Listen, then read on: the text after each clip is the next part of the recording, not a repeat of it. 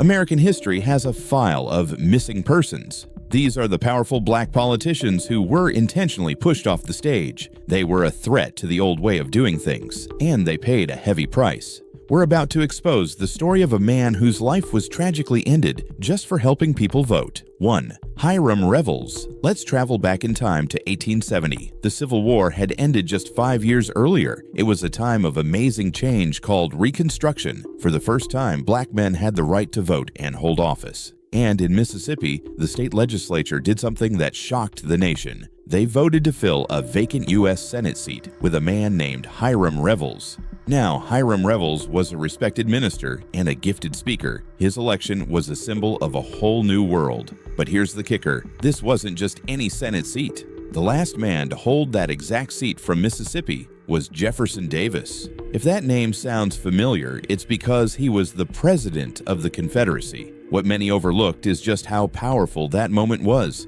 A black man was taking the exact same seat as the man who led the war to keep black people enslaved. It was a wow factor that sent a message to the entire country. When Revels arrived in Washington, some senators tried to block him. They argued that he wasn't a citizen before the 14th Amendment, so he couldn't be a senator. But he was eventually seated, and he became the first African American to ever serve in the U.S. Senate. So why is his name not famous? Why isn't he in every textbook? Because the era of Reconstruction was about to be violently torn down. Revels served for 1 year, finishing the term. But soon after, white leaders in the South began to take back control. They brought in new, harsh laws to stop black people from voting. They used intimidation and tricks to regain power. The result? The story of Hiram Revels and the entire generation of black leaders who served during Reconstruction was intentionally erased. They were silenced by history itself. For 100 years, many people were taught that this era of progress never even happened.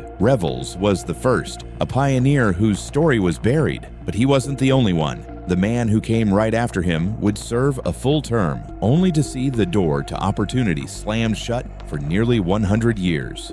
2. Blanche Kelso Bruce. We just talked about Hiram Revels, the first black senator. You see, back then, Mississippi was actually a center of black political power. In 1875, just a few years after Revels, the state legislature elected another black man to the U.S. Senate. His name was Blanche Kelso Bruce. But here's the thing, nobody tells you. Blanche Bruce was different. Revels had only served for 1 year, finishing an unexpired term. Blanche Kelso Bruce was elected to a full 6-year term. This was a huge deal. He was a brilliant, educated man who had been born into slavery. Now he was one of the 100 most powerful politicians in America. And he wasn't a quiet backbencher. He fought for the rights of not just black citizens, but also Native Americans and Chinese immigrants. He was so respected that in 1881, he was appointed as the Register of the Treasury. What does that mean?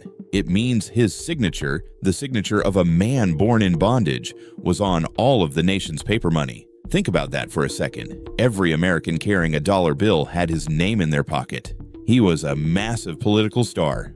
So what happened? How did he get silenced? It wasn't a scandal, it was the system itself. When his term ended in 1881, the era of Reconstruction was over. The political deal had been made to pull federal troops out of the South. And with those troops gone, the forces that wanted to silence black voices took over. They passed Jim Crow laws. They created poll taxes, literacy tests, and grandfather clauses. These were all tricky legal ways to make it impossible for black people to vote. It was a systematic effort to disenfranchise an entire population. The result was devastating. Blanche Kelso Bruce was the last black person to serve a full term in the U.S. Senate for almost 90 years. The next one wasn't elected until 1966. The system didn't just silence him, it silenced an entire race of voters for 3 generations. The color of the law silenced these men. But our next leader was a woman who was silenced not by a law but by pure terror, and she was forced to run for her life.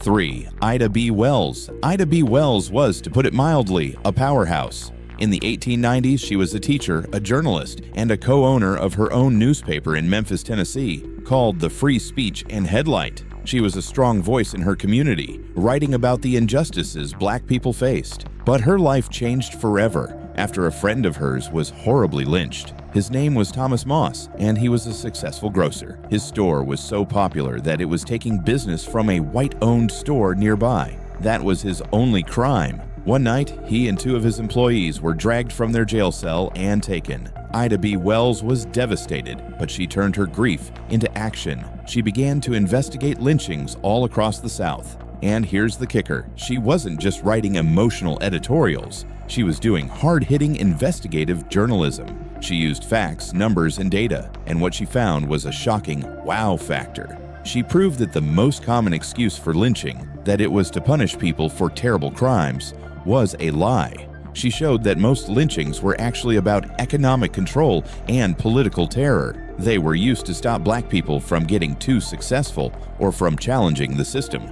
She published her findings in her newspaper. Her words were dynamite, and the establishment in Memphis could not let it stand. In 1892, while she was away on a trip to New York, a mob of angry white men stormed her newspaper office. They didn't just break a window, they smashed her printing press to pieces and completely destroyed her building. But that's not all. They left a note. It said that if she ever returned to Memphis, her life would be forfeit. She was silenced in the most brutal way. She was exiled from her own home. She had to stay in the North, becoming a traveling speaker and activist. She could never live in her home city again. Her voice was so powerful, the only way to silence it was to destroy her property and threaten her life. Wells was silenced by a mob. But what happens when the system itself, the very government you're a part of, decides you've become too powerful and it's time to take you down? 4. Adam Clayton Powell Jr. Let's jump forward to the 1940s. If you were in Harlem, New York, there was one name that was on everyone's lips: Adam Clayton Powell Jr. He was the pastor of the massive Abyssinian Baptist Church, and in 1945, he became the first black man elected to Congress from New York.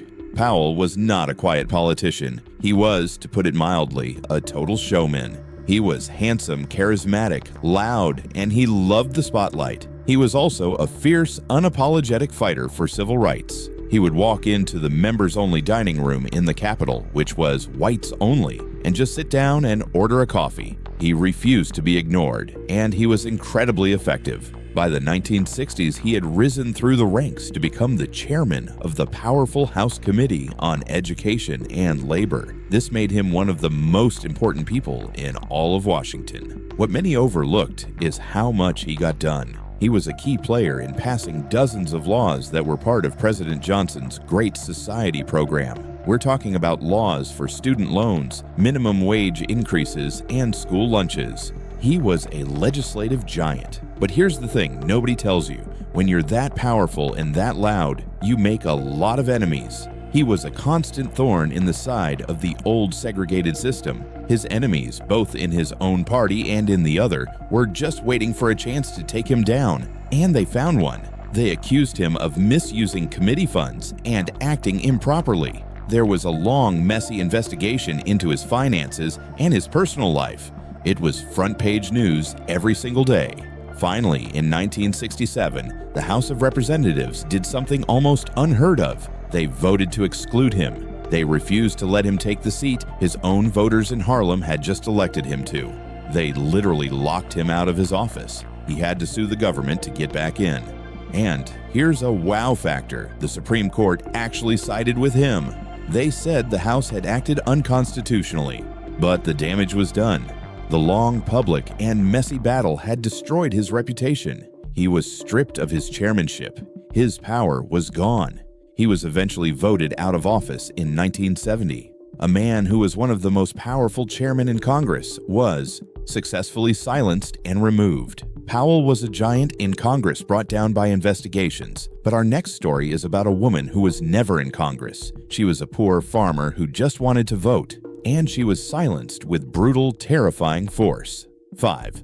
Fannie Lou Hamer. When we think of the civil rights movement, we often think of famous men giving big speeches. But the heart of the movement was regular people doing impossibly brave things. And there is no better example than Fannie Lou Hamer. She was a sharecropper from Mississippi. That means she lived and worked on a cotton plantation, sharing the profits with the white landowner. She was, to put it mildly, at the very bottom of the economic ladder. She was 44 years old before she even found out that black people had the right to vote. So, in 1962, she and a group of other brave citizens went down to the county courthouse to try to register. They were met with hostility and given a literacy test that was designed to be impossible to pass. They failed, but just for trying, Fannie Lou Hamer paid a terrible price. When she got back to the plantation, the owner was waiting for her. He told her she had to withdraw her registration.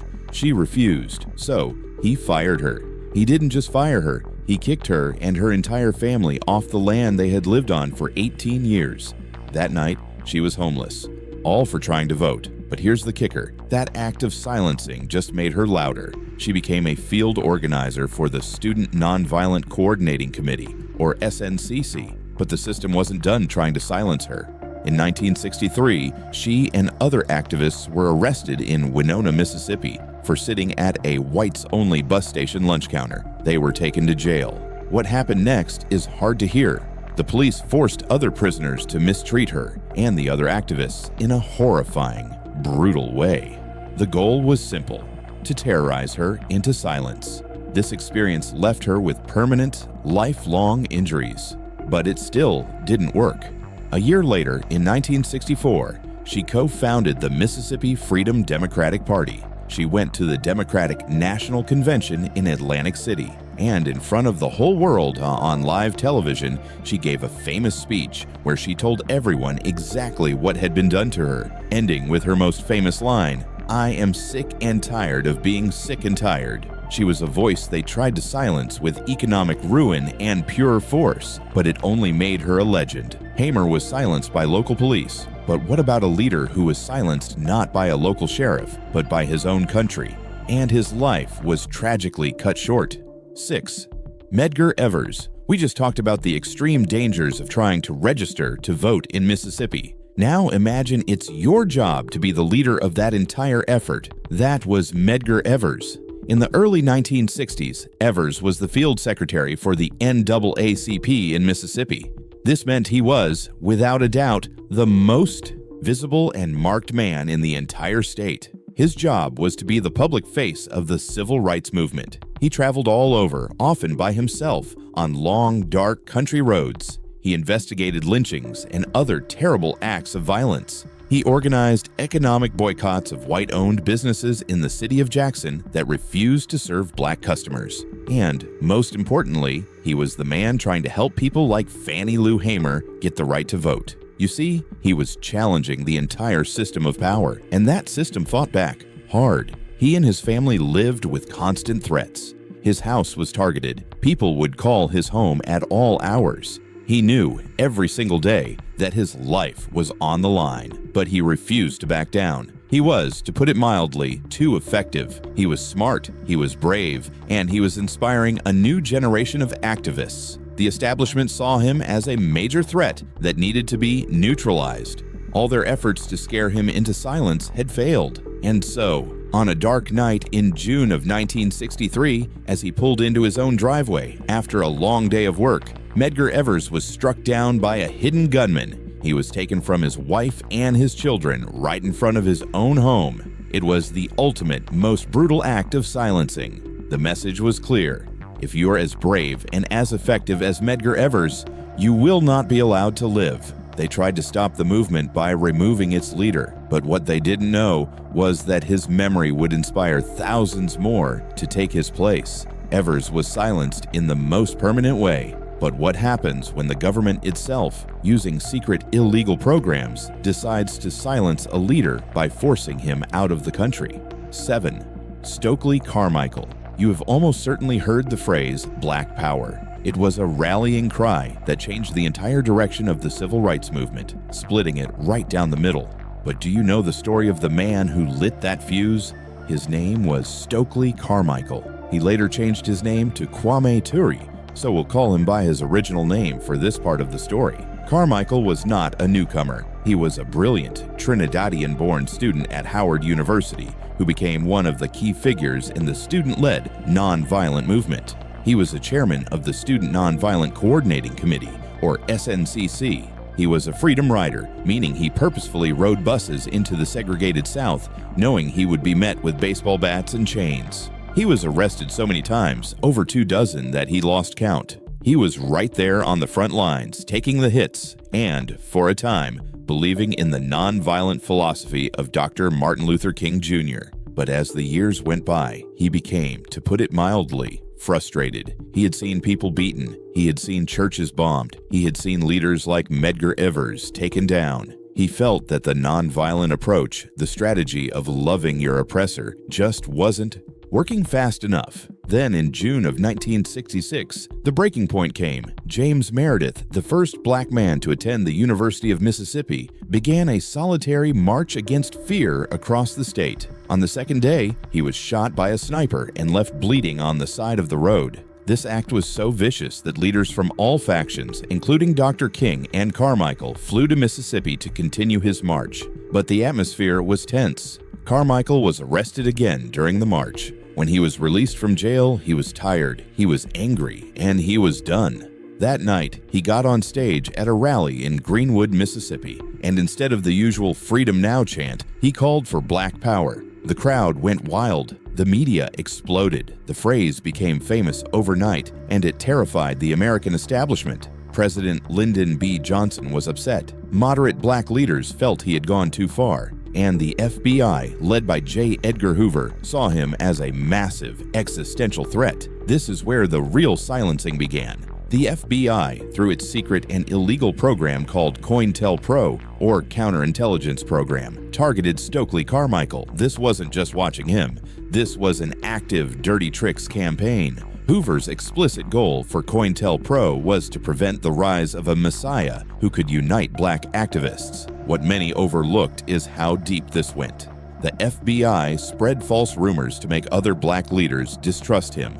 They sent fake letters and made anonymous calls to start violent conflicts between his group, SNCC, and other groups like the Black Panthers. They put his name on a rabble-rouser list. He was followed everywhere he went. His phone was tapped. His every move was monitored. The FBI successfully painted him as a violent radical, isolating him from the very movement he helped build. He felt he was being hunted, so he made a drastic choice. He left the United States and moved to Guinea, in West Africa. He was effectively forced into exile. He spent the rest of his life there, writing and speaking, but he was never able to return to the country of his birth. The government had successfully silenced one of its loudest and most powerful voices by pushing him out of the country entirely. Carmichael was silenced by a secret government program. Our next leader, a brilliant professor, was silenced by a very public, very dramatic, and very famous trial. 8. Angela Davis. Some people are famous for being politicians. Others are famous for being brilliant scholars. Angela Davis was both, and that's what made her so dangerous. In the late 1960s, she was a true academic rock star. She had studied with famous philosophers in Europe. She was a rising star, a philosophy professor at the University of California, Los Angeles, or UCLA. But she wasn't quiet. She was also a well-known activist, a former member of the Black Panthers, and an open member of the Communist Party. Now, this combination made her a huge target. This was at the height of the Cold War. To the establishment, a black, female, intellectual communist professor was the ultimate threat. In 1969, the leader of California, Governor Ronald Reagan, personally led an effort to get her fired from her teaching job. The state board, at Reagan's urging, tried to fire her just for being a member of that party. She fought back in court and actually won her job back. The students loved her, but that was only the beginning of the attempt to silence her.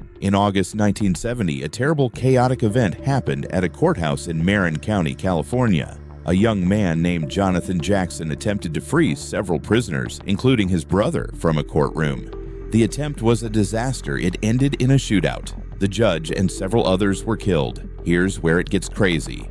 Angela Davis was not there. She was nowhere near the courthouse. But the authorities claimed that some of the items used in the incident were registered in her name. Based on this, she was charged with very serious crimes, including kidnapping and first-degree murder, which could carry the death penalty. And the FBI didn't just issue a warrant. They put her on their 10 most wanted list. Think about that. A philosophy professor was suddenly listed alongside the most dangerous fugitives in the country. She was only the third woman in history to ever be placed on that list. She went into hiding, but was found and arrested in New York City. The trial was one of the biggest media events of the decade. People around the world protested, claiming she was a political prisoner. Free Angela became a global rallying cry. She spent over a year in jail before her trial even ended. The trial itself was a circus. The prosecution tried to paint her as a violent fanatic, but the defense, and Davis herself, argued this was a political frame-up. In the end, the all-white jury found her not guilty of all charges. They concluded that simply owning the items did not make her responsible for the plot. But the goal of silencing her had for a time been successful. She had been fired from her job. Her name had been dragged through the mud all over the world, and she was blacklisted from teaching in the California state system, making it incredibly difficult for her to work in her chosen field for many years. It was a massive public effort to silence a voice the establishment feared. Davis was silenced by a huge public trial. But what happens when you're silenced not by the government, but by your own political party? 9. Shirley Chisholm.